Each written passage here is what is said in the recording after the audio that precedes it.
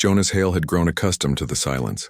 For 7 years he had lived alone on refueling station Gamma 7, a forgotten outpost clinging to the dark side of Luna like a barnacle on an ancient ship. The station was old, older than Jonas by 2 decades, and it groaned and hissed with every solar cycle. But it was his. The corporations had abandoned it when newer, more efficient stations opened closer to Earth now. Only the occasional independent freighter stopped by, their captains grateful for cheap fuel and no questions asked. Jonas preferred it that way.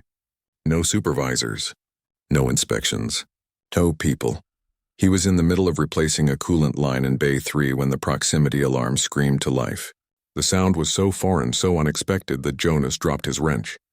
It clattered against the metal grating, the echo swallowed by the sudden wail of the station's ancient warning system. "What the hell?" Jonas muttered, wiping grease from his hands as he hurried to the control room. The monitors flickered to life, displaying a scene that made no sense. 10 shapes, massive, winged, and utterly impossible, were descending toward the station. They moved with purpose, their silhouettes illuminated by the distant sun as they approached through the void. Dragons. Jonas blinked. He rubbed his eyes. He checked the monitors for malfunction, but there they were. 10 dragons, their scales shimmering with iridescent colors that defied the vacuum of space. Their wings, vast membranous things that should have been useless without atmosphere, rippled with energy, propelling them forward through some mechanism Jonas couldn't begin to understand. The lead dragon was the largest, its scales a deep crimson that seemed to pulse with inner fire.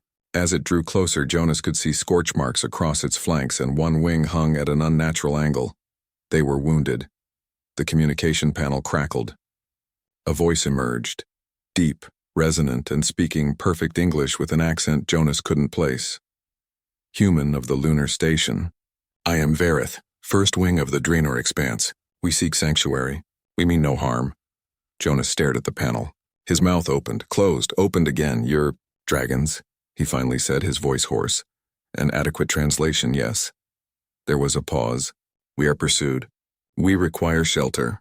Will you grant it?" Jonas looked at the monitors. Behind the dragons, distant but closing fast, were ships, sleek, predatory vessels that he recognized with a sinking feeling. Valorian Imperium hunters, the galaxy's self-appointed peacekeepers, and the single most ruthless military force humanity had ever encountered. He should have said no.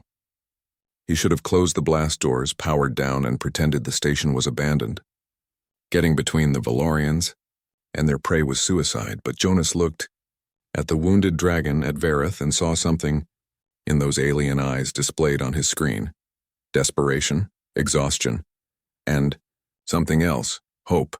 "Bay 4 is the largest," Jonas heard himself say. "It can fit maybe 3 of you. The others will have to use Bays 1 and 2. Move fast. You have our gratitude, human." The dragons descended.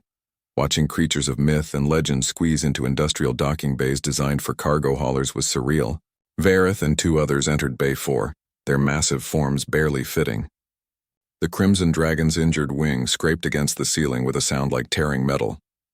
The remaining 7 dragons distributed themselves across the other bays. Jonas sealed the doors just as the Valorian ships came into visual range. His hands were shaking. The communication panel lit up again. But this time it wasn't Vareth. It was a clipped, authoritative voice that made Jonas's stomach drop. "Lunar Station, this is Valorian Pursuit Squadron TAC 7. We are tracking 10 fugitive bioforms. Scan indicates they approached your location. Provide immediate confirmation of their presence." Jonas swallowed. His finger hovered over the transmit button. In Bay 4, through the internal cameras, he could see Vareth watching him. The dragon's eyes, golden, ancient, and impossibly intelligent, held his gaze through the monitor. Jonas pressed the button. "TAC 7, this is Station Gamma 7. Negative on your fugitives. Nothing here but me and a lot of broken equipment. Check your sensors. You're probably picking up the station's old reactor shielding. It throws false positives all the time." Silence.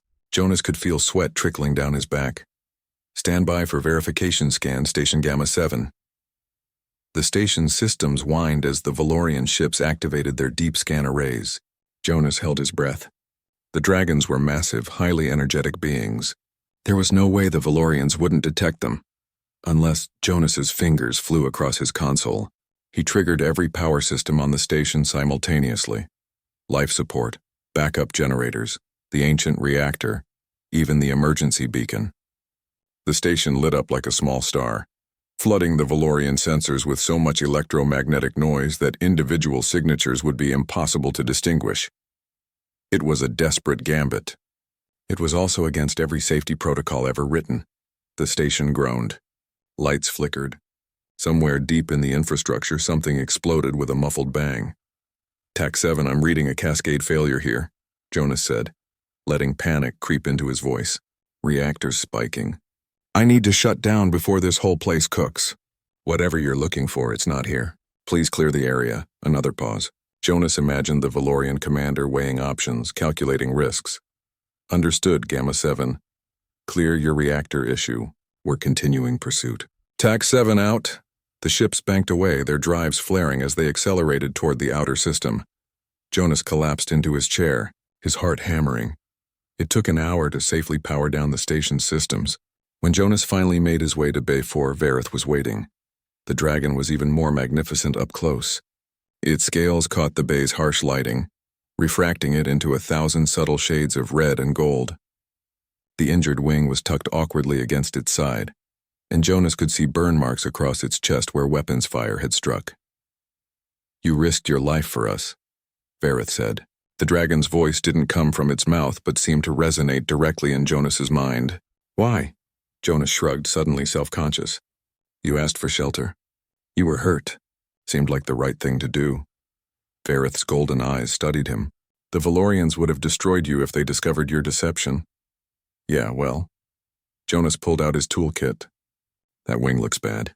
I'm not a doctor, but I know structural damage. Let me see if I can help. You would repair me? A dragon? A creature your people believed was mythology until today? Jonas approached, eyeing the damaged wing membrane. Mr. Vareth, I've been fixing broken things in the dark for 7 years. You're just bigger than usual. For the first time, Jonas thought he detected something like amusement in the dragon's expression. It is simply Vareth. And you, human mechanic? Jonas Hale. Vareth lowered its wing, allowing Jonas access. Then Jonas Hale, you have my trust. A rare gift among my kind. As Jonas began working, using hull patching compound and support struts to stabilize the torn membrane, Vareth spoke of their flight, of a war in distant stars, of the Valorian Imperium's genocide against species they deemed dangerous, of 10 dragons fleeing across light years seeking any haven. Why come here? Jonas asked. Earth's not exactly dragon-friendly territory. We came because we detected something unexpected in this system, Vareth said quietly. Courage. Humanity's courage. Your species fights above its weight class, Jonas Hale. You stare at the galaxy's empires and refuse to bow. We hoped that courage might extend to mercy. Jonas paused in his work. Was it worth it? Risking everything on that hope? Vareth's gaze was warm. You tell me, Jonas Hale. You who worked alone for years, then opened your doors to dragons. Jonas smiled, genuinely smiled, for the first time in months. Yeah, he said softly. I think it was. Outside, the stars turned in their endless dance. Inside Station Gamma 7, a human mechanic and 10 dragons found something neither expected. They found home.